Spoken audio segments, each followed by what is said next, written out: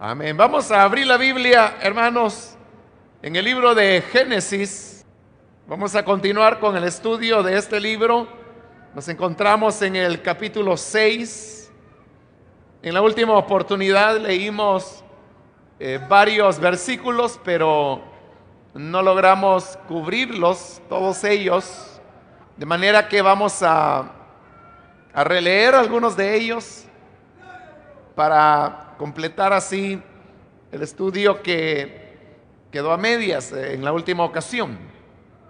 Dice el libro de Génesis, capítulo 6, del versículo número 3 en adelante: pero el Señor dijo, mi espíritu no permanecerá en el ser humano para siempre, porque no es más que un simple mortal. Por eso vivirá solamente 120 años. Al unirse los hijos de Dios con las hijas de los seres humanos y tener hijos con ellas, nacieron gigantes que fueron los famosos héroes de antaño. A partir de entonces hubo gigantes en la tierra. Al ver el Señor que la maldad del ser humano en la tierra era muy grande y que todos sus pensamientos tendían siempre hacia el mal, se arrepintió de haber hecho al ser humano en la tierra y le dolió en el corazón. Entonces dijo, voy a borrar de la tierra al ser humano que he creado y haré lo mismo con los animales, los reptiles y las aves del cielo. Me arrepiento de haberlos creado. Pero Noé contaba con el favor del Señor. Hermanos, la última vez que desarrollamos nuestro estudio de Génesis, lo cual fue hace varias semanas atrás, probablemente usted hasta haya comenzado a olvidar. Pero, no obstante, quiero decirle que en estos primeros versículos del capítulo 6 de Génesis, encontramos el relato de cómo la simiente de Set, que es llamada los hijos de Dios, se mezcla con la simiente de Caín, que son llamados los hijos de los hombres. En estudios anteriores hemos ya explicado por qué a los cainitas, o sea, a los descendientes de Caín, se les llama hijos de los hombres. Y también en el más reciente estudio, mencionamos por qué a los setitas, que son los descendientes de Set, se les llama hijos de Dios. El hecho es que estas dos simientes se mezclan, y ese fue el tema que desarrollamos, y lo desarrollamos muy ampliamente en esa última ocasión, de tal manera que únicamente pudimos cubrir los primeros 2 versículos de este capítulo.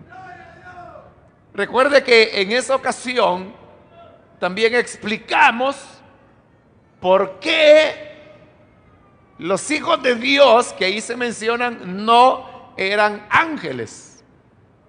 Dimos varias razones de por qué esos hijos de Dios no eran ángeles, como algunos creen, e incluso hay libros apócrifos que fueron escritos hace miles de años y que interpretan el pasaje de esa manera.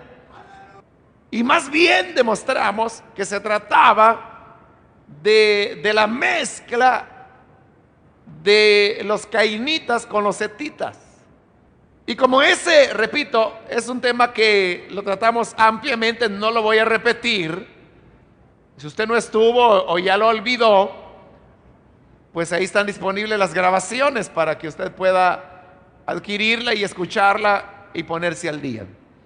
El hecho es que, habiéndose producido esta mezcla, el Señor se sintió muy molesto con lo que estaba ocurriendo, pues como explicamos en la última ocasión, Dios aborrece la mixtura. Y eso es algo que Él lo dice claramente en la ley de Moisés, y por eso es que Él prohibía, por ejemplo, que en un terreno se sembraran dos tipos de semilla. Yo decía que eso Él lo aborrecía. También que un agricultor para arar pusiera a un buey y a un asno, eso Dios lo aborrecía, porque era mezclar dos tipos de animales diferentes. Si eran dos asnos estaba bien, si eran dos bueyes estaba bien, pero poner un asno y un buey era abominación a Dios.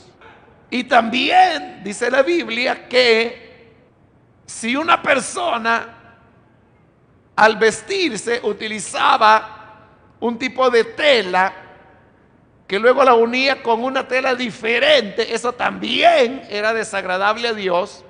Y ahí es donde Dios viene y concluye diciendo que el Señor aborrece la mixtura. Pero ahora lo que se estaba mezclando no eran semillas, no eran ganados, no eran telas de ropa, era la simiente que tenía la promesa del Mesías con la simiente que había sido maldecida por Dios en Caín y que ahora se habían mezclado para formar lo que hoy vamos a ver una parte, pero en la próxima oportunidad veremos una sociedad que estaba caracterizada por dos cosas. Primero, la perversión, y segundo, la violencia. Ese fue el resultado de la mezcla de los dos linajes. Ahora, como Dios aborrece eso, ahora dice el versículo 3 que el Señor dijo: mi espíritu no permanecerá en el ser humano para siempre, porque no es más que un simple mortal y por eso vivirá solamente 120 años. Antes de explicar lo que el Señor está diciendo acá, quiero hacer una aclaración, llamémosle así, de tipo técnico. Y es que si usted tiene la versión Reina Valera, y lo más probable es que tenga la revisión del año 60, usted sabrá que allí en la Reina Valera lo que dice: no contenderá mi espíritu con el ser humano para siempre, no contenderá. Pero aquí lo que dice es: no permanecerá. Entonces, ¿a qué se debe que la Reina Valera traduce no contenderá, en tanto que la nueva versión internacional, que es la que yo estoy utilizando, dice no permanecerá? La explicación es esta. Recuerde que la traducción que hoy conocemos como Reina Valera fue realizada en el siglo XVI por Casiodoro de Reina. Posteriormente sería revisada por Cipriano de Valera y así se convirtió en la traducción Reina Valera, pero al principio era solo la traducción de Casiodoro de Reina. En la época en que esa traducción fue hecha, estamos hablando siglo XVI, Casiodoro de Reina tenía acceso a muy pocos manuscritos. Realmente él solo tenía 11 manuscritos con los cuales hizo su traducción. Pero esos manuscritos, aparte de que eran pocos, porque solo eran 11 los que él tuvo, manuscritos originales, aparte de eso, no eran los mejores manuscritos los que él tenía a su disposición. Ahora, del siglo XVI al siglo XXI, en el cual nos encontramos ahora, la ciencia, la arqueología, ha llegado a descubrir miles, me atrevería a decirle docenas de miles de manuscritos o de fragmentos de manuscritos, que es lo que más abunda. Y a medida que la ciencia arqueológica ha avanzado, cada vez se han ido descubriendo manuscritos más y más y más antiguos, y consecuentemente mucho más confiables que los que son manuscritos posteriores. Ahora, estos descubrimientos, bueno, han llegado ya a un punto tal que se cree, o sea, los encargados de la arqueología y el estudio de los documentos antiguos, creen que la ciencia de la arqueología ha avanzado a tal punto que se piensa que de aquí en adelante ya no se van a encontrar manuscritos más antiguos que las que ya se encontraron. O sea, porque se ha logrado retroceder tanto en el tiempo que ir más atrás ya no se puede, porque los manuscritos más antiguos ya no existen, porque son ya tan antiguos que fueron destruidos por el tiempo, por la humedad, porque los hombres lo destruían en épocas de persecución. Entonces se cree que más antiguo que lo que ya se tiene no se va a poder tener. Y por eso es que anteriormente, cuando se hacían traducciones de la Biblia, se utilizaban ciertos conjuntos de manuscritos. Por ejemplo, está el famoso código que recibía el nombre de Receptus. El código Receptus se utilizó por muchos lustros, por siglos podría decirle, porque se consideraba que era el cuerpo más completo de los manuscritos griegos del Antiguo Testamento. Se le llamaba Receptus porque en latín eso significa recibido. Entonces decían, es el texto que hemos recibido. Posteriormente se fueron añadiendo manuscritos más antiguos y por lo tanto más confiables. Y entonces se fueron formando otros cuerpos aparte del Receptus, como por ejemplo el famoso Nestlé Alam se llamaba, que son los apellidos de los hombres que formaron ese Nuevo Testamento tomando manuscritos más antiguos. Pero ahora la ciencia de la arqueología ha avanzado tanto que eso del texto Receptus o el Nestlé Alam, eso es algo que hace ya décadas no se usa, y lo que ahora se usa ya no es propiamente un texto que le puedan decir a usted, mire, aquí está este libro, como el Receptus. El Receptus era así, un libro en griego. Vaya, mire, aquí está el texto Receptus, tradúzcalo. Y ahí usted lo tenía y lo traducía.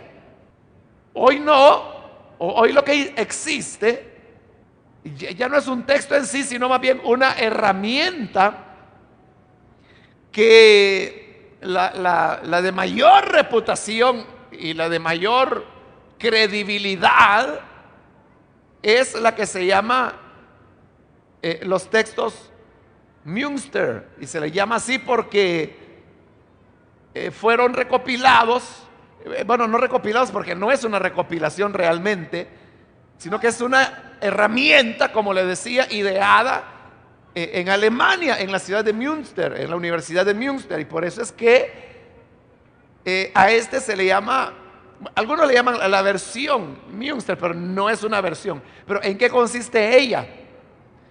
Es un Nuevo Testamento en griego.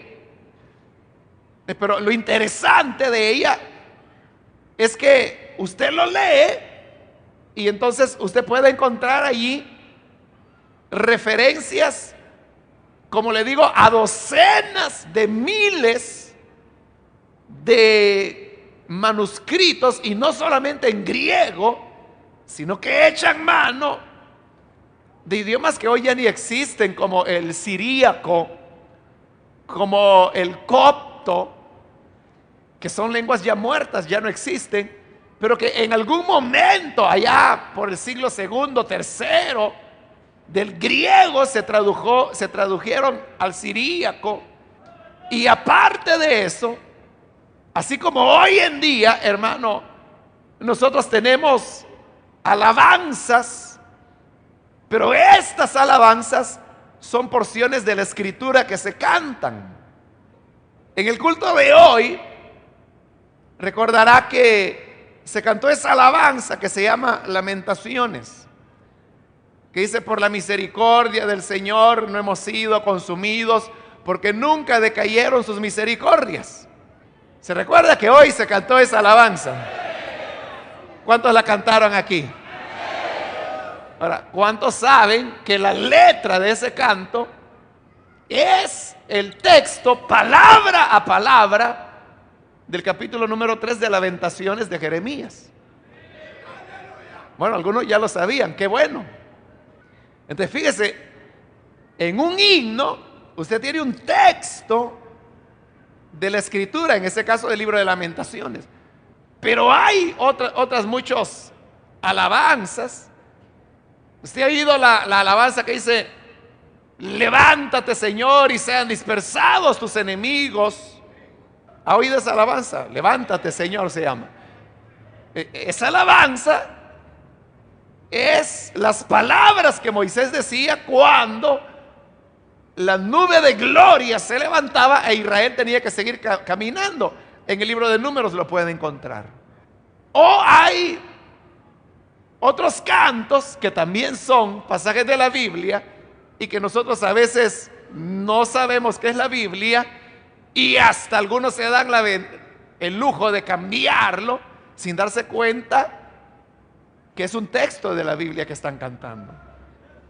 Como por ejemplo aquel canto que no es tan nuevo, pero que dice: y de noche cantaremos celebrando su poder con alegría de corazón. ¿Se recuerda de ese? Ese es un pasaje de Jeremías. Es un pasaje de Jeremías. Y por eso le digo, hay algunos que se dan el lujo que si es de día el culto, dicen: y de mañana cantaremos. Pero ¿dónde dijo Jeremías de mañana? Jeremías dijo: y de noche dijo. Es lo que dice la palabra, ¿no?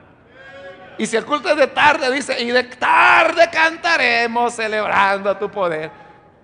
Pero la Biblia nunca dijo de tarde, la Biblia dice de noche. Entonces, ¿qué está haciendo usted? ¿Está inventando otro coro o está cantando la palabra de Dios? Bueno, lo que le quiero decir es esto: que así como hoy cantamos ciertas porciones de la Biblia, en la antigüedad también los primeros cristianos cantaban porciones de las escrituras del Nuevo Testamento, y esas quedaron escritos en himnarios. Entonces ahora la arqueología ha descubierto esos himnarios, donde están esas porciones de la escritura que se cantaban. Entonces, esa es otra fuente de donde se puede tomar cómo era la palabra de Dios hace, que le digo, 1800 años atrás. Entonces, ¿qué es lo que hace esa herramienta que algunos le llaman la versión de Münster? Lo que hace es que si usted busca un pasaje, Juan capítulo 10 versículo 2 por decir algo, y lo lee, ahí está el texto griego. Pero inmediatamente le dicen, este texto tiene variaciones en tal y tal y tal y tal código, o en tal y tal manuscrito, y lo mandan a un índice que tiene, más que índice es un apéndice más bien. Y en el apéndice ahí dice, en el ignario tal dice así, en el ignario tal otro dice asá, en el siríaco dice así, en la traducción copta dice de esta manera, y le dan todas las variaciones. Entonces, esa, hermano, es una herramienta riquísima que si Casiodoro de Reina lo hubiera tenido, se hubiera hecho loco, hermano, teniendo esa herramienta. Yo tuve la fortuna de comprarla hace como 20 años atrás. Y digo la fortuna porque hoy ya no se halla. Y yo la compré sin saber qué era. Y yo estaba interesado en tener un Nuevo Testamento griego. Vi ese y lo compré. Yo ni sabía qué era, pero hasta después que me puse a leerlo, y dije, ¡qué barbaridad! Dije yo cuando me di cuenta de la herramienta tan valiosa que era. Y ese es el que uso hasta hoy en día. Pero entonces, ¿qué ocurre? Que los manuscritos que tenía Casiodoro de Reina, como le dije, eran pocos, a diferencia de docenas de miles que puede tener usted hoy. Y no eran los más antiguos. Entonces, ¿qué ocurre? Que en los que él tenía, la palabra hebrea que él encontró significa contender. Pero en los manuscritos más antiguos que se han encontrado hoy, y cuando se comparan con otras fuentes, resulta que la palabra significa permanecer y no contender. Y fíjese que la diferencia es de una sola letra. Eso hace toda la diferencia. Entonces, ¿qué ocurre? Que esta es una traducción más confiable. Entonces, lo que realmente Dios dijo fue lo que aquí hemos leído. Mi espíritu no permanecerá. Él nunca dijo no contenderá, sino que dijo no permanecerá. Por un lado. Y por otro lado, si usted sigue la traducción Reina Valera, no contenderá, uno se queda pensando, bueno, ¿qué quiere decir eso? Que Dios no va a contender con el hombre. Pero cuando aquí dice, mi espíritu no permanecerá en el ser humano, porque no es más que un simple mortal, por eso vivirá solamente 120 años, todo tiene ahí coherencia. Ahí se entiende perfectamente. Porque Dios lo que está diciendo es que en vista de la maldad humana, el hombre solamente vivirá 120 años. Y por eso dice, mi espíritu no permanecerá por siempre en él, sino que yo lo voy a retirar y vivirá solamente 120 años. Entonces, esa es una virtud que tiene la Nueva Versión Internacional. Ahora, como nada es perfecto y las traducciones las hacen los hombres, la Nueva Versión Internacional también tiene sus errores. O sea, no errores, pero sí cosas que pudieron haberse hecho mejor. Y los mismos que hicieron este trabajo lo dicen. Lo dicen ahí en el prólogo, que normalmente nadie lo dice, pero ahí lo dice. Que ellos dicen que están conscientes que es un trabajo que puede ser mejorado. Y ya le voy a mencionar por ahí un elemento en el cual la Reina Valera resulta ser superior a la NBI. Y que seguramente hay que arreglarlo cuando venga la primera revisión de la NBI. Bien, pero ahora Dios está diciendo que la vida del hombre será solo 120 años. Hay dos maneras de entender eso. Unos le entienden que a partir de este momento que Dios dice esas palabras, solamente quedaban 120 años para que viniese el diluvio. Y eso significaría que Noé tuvo 120 años para poder construir el arca. Pero realmente lo que a Dios le interesaba no era tanto darle tiempo para construir el arca. Lo que a Dios más le interesaba era dar tiempo para que Noé, pregonero de justicia, anunciara el juicio venidero y las personas se arrepintieran. Eso era lo que a Dios más le interesaba. Esa es una interpretación, que faltaban 120 años para el diluvio. La segunda interpretación es esta, que después del diluvio, todas las personas después del diluvio, nadie vivió más de 120 años. Nadie. Después de vivir 800, 900 años, 969 años, como fue el caso de Matusalén, que ya lo estudiamos. Pero después del diluvio, nadie llega a vivir más de 120 años. Entonces muchos lo interpretan en que Dios redujo el término de la vida del hombre para que no utilizara la vida para tanta maldad. Ahora, ¿cuál de las dos interpretaciones es la correcta? Bueno, los estudiosos piensan que ambas son correctas, que las dos son adecuadas. Por lo tanto, quedaría prácticamente a criterio suyo cuál de las dos usted quiera tomar. Lo que vamos a hacer es que vamos a estar utilizando ambas a lo largo del estudio. Ahora, vamos al versículo 4. Al unirse los hijos de Dios, que eran los setitas, con las hijas de los seres humanos, que eran las cainitas, y tener hijos con ellas, nacieron gigantes que fueron los famosos héroes de antaño. A partir de entonces, hubo gigantes en la tierra. Realmente no es que los gigantes hayan nacido únicamente como resultado de la unión de la simiente del Mesías con la simiente impía, porque antes de estas uniones habían ya gigantes y habrían después gigantes, incluso después del diluvio, como lo demostramos en el estudio anterior. Hay que entender a qué se refiere la Biblia cuando habla de gigantes. Cuando nosotros leemos ahí la palabra gigante, nos imaginamos un gigante, pero de verdad, ¿no? O sea, como alguien que tiene la altura de la Torre Democracia, que el pie es del tamaño de este auditorio.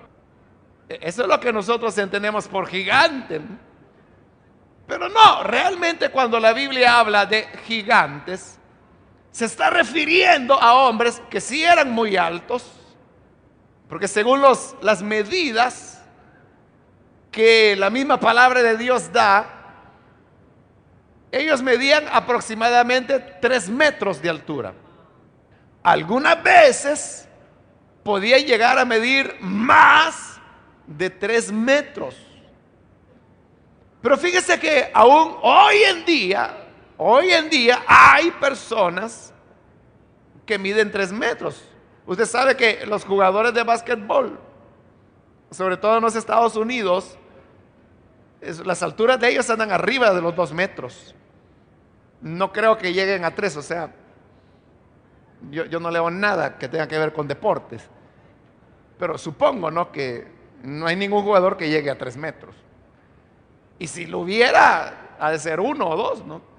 Pero lo que sí sé es que andan arriba de los 2 metros. Entonces, esos eran los gigantes, hombres que tenían 3 metros de altura aproximadamente, o un poco más en algunos casos. Eso era Goliat. Goliat era un gigante.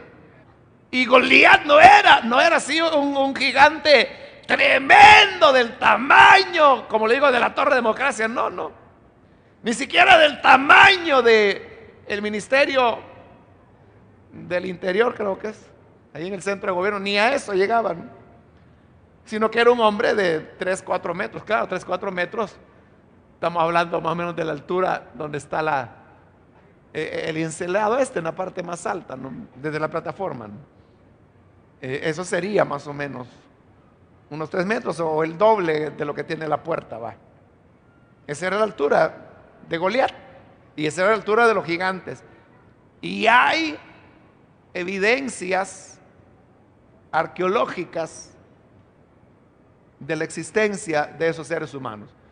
Bien, pero ahora la palabra gigante proviene de una palabra griega que es la palabra nefilim. ¿Y qué significa la palabra nefilim? Lo que significa es los caídos. Entonces, ¿qué eran los gigantes?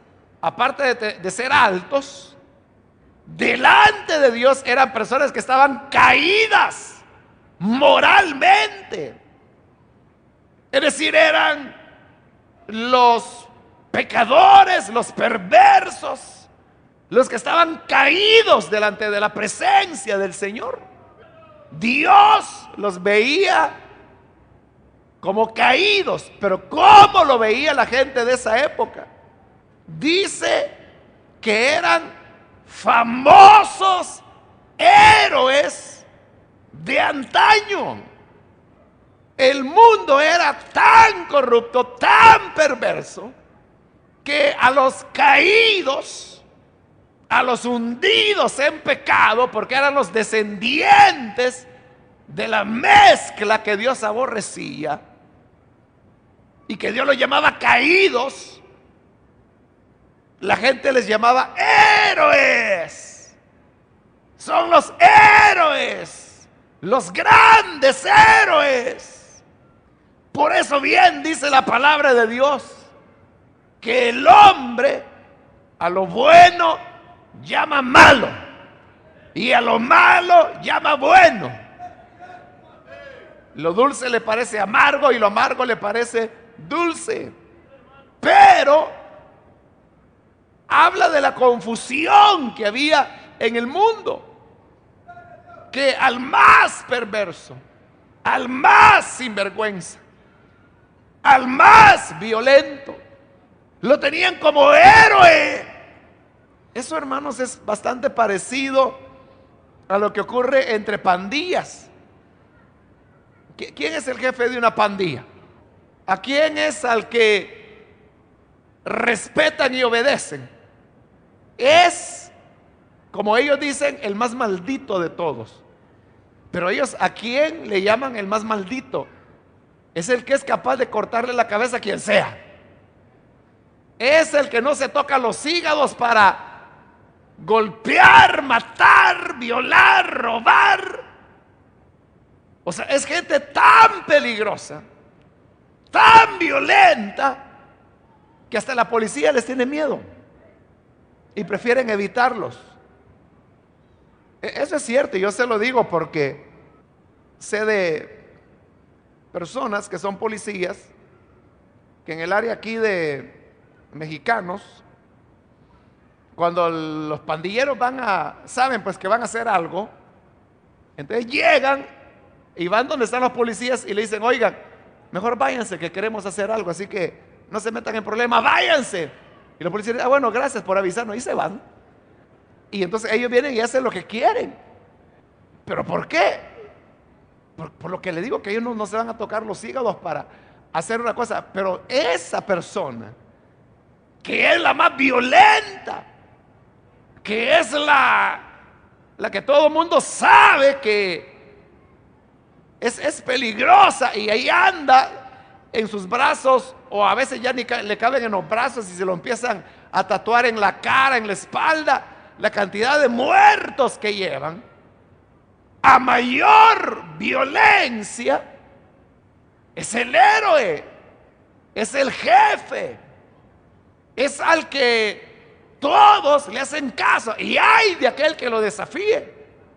O sea, quien lo desafíe tiene que ser verdaderamente más maldito todavía que este, y tener el coraje de acabar con este y hacerlo picadillo y darle la muerte más cruel posible para que todos digan: ¡ay, este es más maldito todavía! Este es nuestro jefe. Así era el mundo antes del diluvio, que a los más caídos, a los que estaban más hundidos en pecado, los tenían como héroes de antaño. Así que, hermanos, el Señor Jesús dijo que los días de su venida serían como los días de Noé. Y si estamos viviendo ya situaciones semejantes a las que se vivían con los caídos o los nefilines, que los tenían como los grandes héroes de antaño, esa es una señal que Cristo pronto viene para llevar a su iglesia. Amén. Dice el versículo 5: al ver el Señor que la maldad del ser humano en la tierra era muy grande y que todos sus pensamientos tendían siempre al mal. Este pasaje es el pasaje de la Biblia que mejor describe la naturaleza humana. Porque el hombre es así como ahí Dios lo vio. Porque dice que vio el Señor. Así como en los primeros capítulos hemos visto que Dios creaba los animales del campo. Dice que los vio y vio que era bueno. Creó los peces. Dios lo vio y vio que era bueno. Creó al hombre y vio que era sobremanera bueno. Pero ahora ve a la tierra hundida en pecado y dice que lo que ve es que la maldad del ser humano en la tierra era muy grande. Es decir, que el hombre por naturaleza es malvado. Vio la maldad del hombre. Hay personas que todavía creen que en el fondo el ser humano es bueno y que el ser humano es lleno de bondad, pero que el ambiente a veces lo echa a perder, que la falta de educación lo echa a perder. No, no. El hombre es malvado. El hombre es malo. Nosotros vivimos en medio de una jungla. No hay amigos. No hay verdadera amistad. Todo es una mentira. Todo es un engaño. Todo es hipocresía. Todo es maldad. Vio el hombre la maldad del hombre. Vio Dios que la maldad del hombre en la tierra era muy grande. Nuestra maldad es grande, la maldad del hombre es grande. Por eso dice bien el Señor a través del profeta: no confíes en nadie. Maldito aquel que confíe en hombre. Y aún dice: ni de la que duerme a tu lado vayas a confiar. Porque algunos dicen: bueno, si es mi mujer, ¿y cómo no voy a confiar? No confíes, dice el Señor.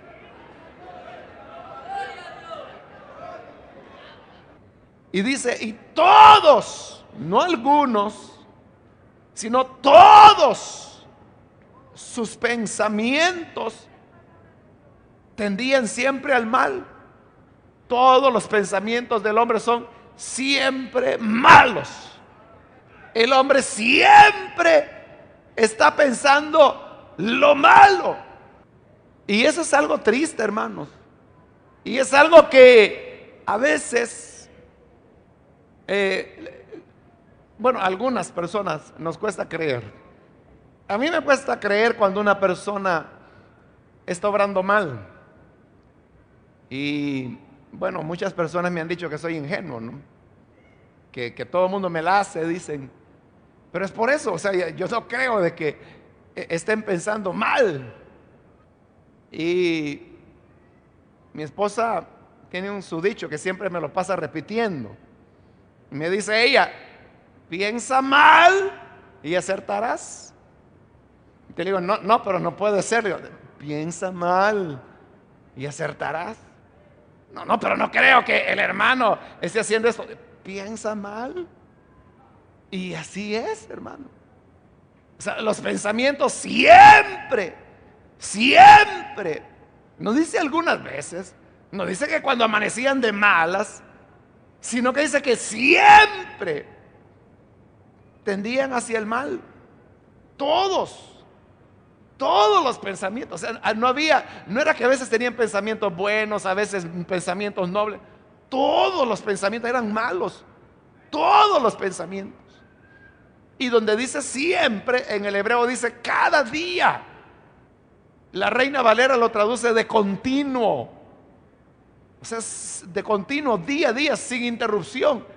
Todo pensamiento, sin interrupción, siempre era lo malo, lo malo, lo malo, lo malo, lo malo. ¿Qué me voy a robar? ¿A quién voy a golpear?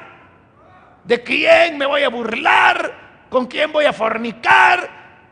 ¿A quién le voy a quitar la mujer? ¿A quién le voy a quitar el marido? ¿Con quién voy a adulterar? ¿Con quién voy a meterme? El homosexual dice, bueno, a ver, ¿a qué muchacho me engaño? Y siempre, siempre los pensamientos son malos. ¿Por qué cree usted que el 78% de los casos de abuso sexual se dan entre personas que son de la misma familia o son amigos que la gente conoce? Muchas veces los padres le dicen a sus hijos, a sus hijas, cuídate de los extraños, cuidado con la gente de la calle. Y la gente de la calle es la que menos, o sea, afuera también hay diablos, ¿no? Pero le están diciendo, cuídate de los de afuera, pero no le dicen, cuídate de tu hermano. No le dice, mira, cuídate de tu papá. No le dice, mira, cuídate del amigo que va a venir. Nunca lo dicen. Y el 78% de los casos de abuso sexual se da entre familiares o amigos o personas que la víctima conocía y sabe quién es. Porque los pensamientos cada día son hacia el mal. La Reina Valera dice, solamente el mal, es decir, no pensaban otra cosa. Aunque aquí ya lo dijo anteriormente que son todos los pensamientos. Esa es la realidad del hombre. Y Dios vio eso. Que el hombre nunca pensaba lo bueno. El hombre nunca pensaba en lo noble.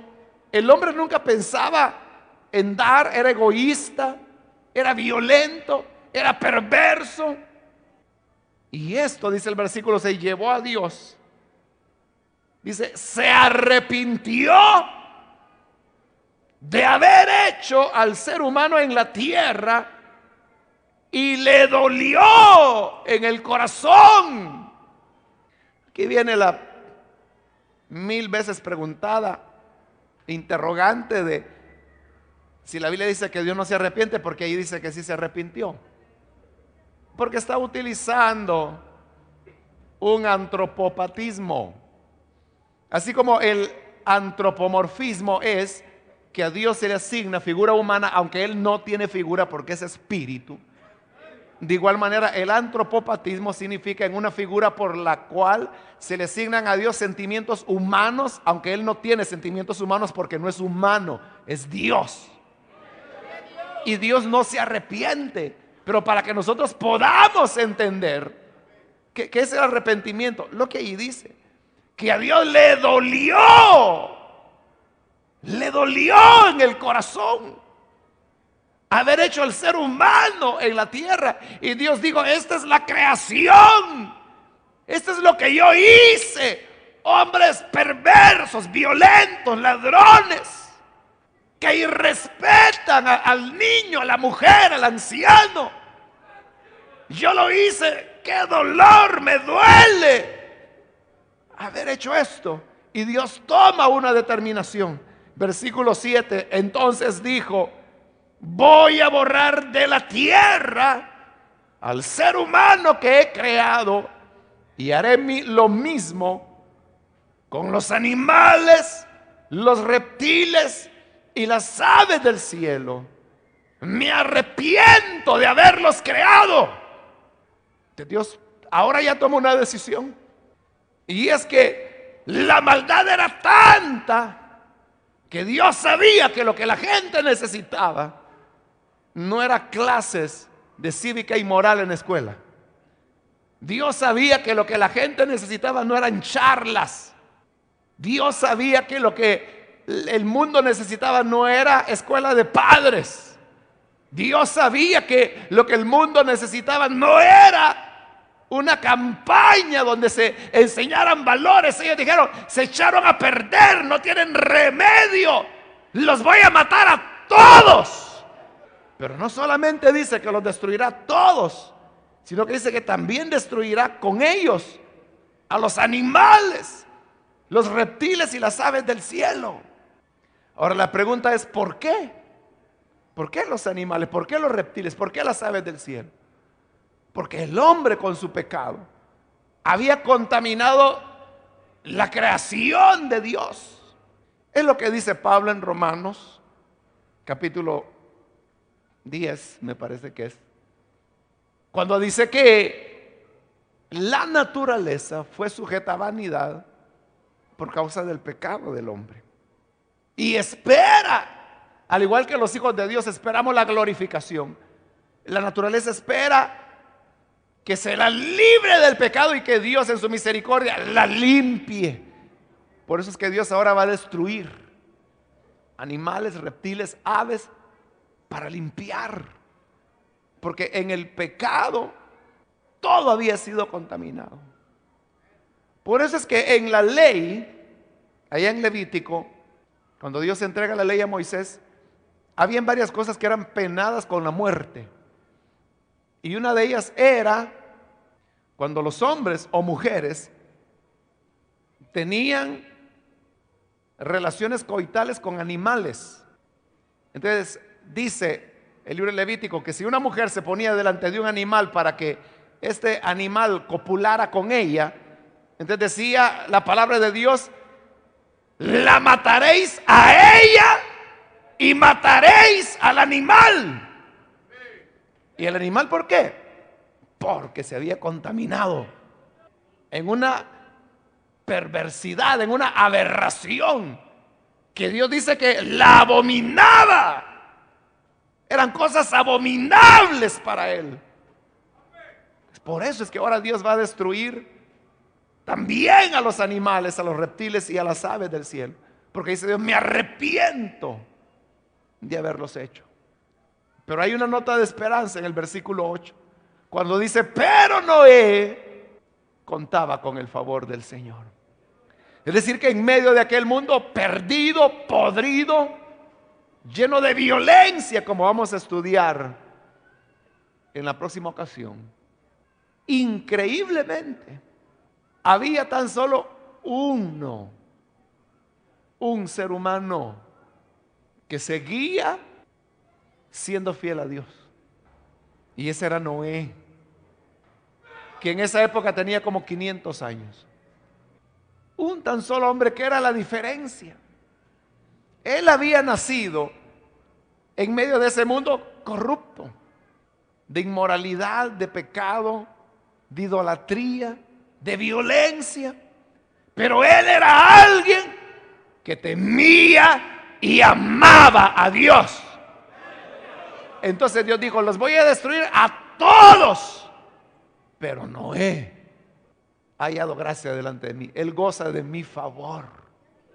Entonces, aunque este mundo se pudra, hermano, y aunque hoy se diga que una jovencita a los 16 años ser virgen es una retrasada mental, Dios seguirá honrando a aquellas que no se dejan guiar por lo que dice este mundo perdido, corrupto y sucio, sino que sigue temiendo al Dios vivo y verdadero, igual que Noé.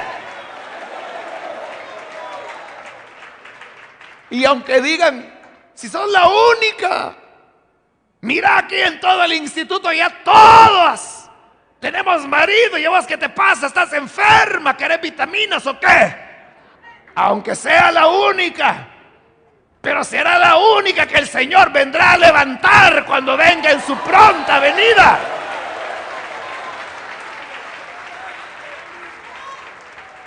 Noé era la excepción.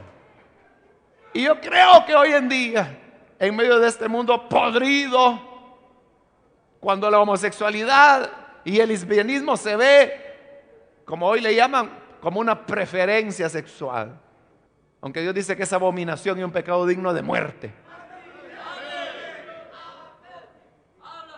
y que no van a heredar el reino de los cielos, eso es lo que la Biblia dice, ¿no? Pero en medio de este mundo perverso, yo creo que no solamente hay uno o una, como ahí, que solo quedaba uno, que era Noé, sino que yo creo que hoy quedan muchos más que temen a Dios y que están viviendo conforme a las normas de Dios y no conforme a las normas de este mundo podrido. Entonces, hermanos, alentémonos los unos a los otros, porque si usted levanta la mirada, verá que el lucero de la mañana ya resplandece, el sol ya viene, y como el sol ya viene, eso significa que pronto nos vamos con él. Así que erguíos, cobrad ánimo, levantad la cabeza y preparémonos para nuestro feliz encuentro con el Hijo de Dios, y seamos la excepción. Como dice la Escritura, ellos se sorprenderán porque ustedes no van en la misma carrera de desenfreno. Y no vamos con ellos, vamos con Cristo.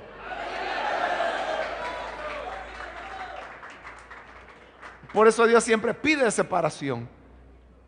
Y aquí desde Génesis vemos que Él pidió separación. Lastimosamente no la guardaron. Noé sí la guardó, y por eso alcanzó el favor de Dios. Pero desde ahí hasta el último libro de la Biblia, que es Apocalipsis, donde dice, hablando de Babilonia, dice el Señor: salid de en medio de ella, pueblo mío, y no se contaminen con sus pecados. Entonces es una invitación para que seamos diferentes. Vamos a orar, vamos a cerrar nuestros ojos.